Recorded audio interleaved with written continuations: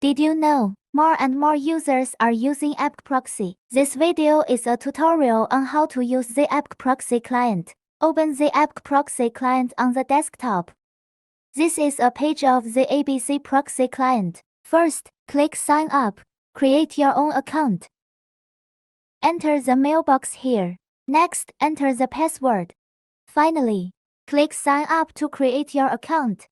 If you already have an account, enter your email and password to log in. This is the number of remaining IP addresses.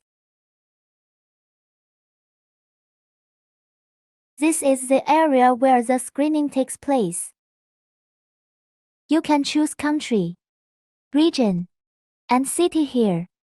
OK, click Search. The IP address you want will appear here. I'm gonna click Auto Proxy. This is also filtering and is the same as what we did before. Enter the number of IP addresses to be extracted. Click Create Link. And I'm gonna hit Copy. Finally, click Setting. It says here that you can only extract a maximum of 100 IPs. Here's the extraction port. It doesn't need to be changed. And that's the end of the presentation. Thanks for watching.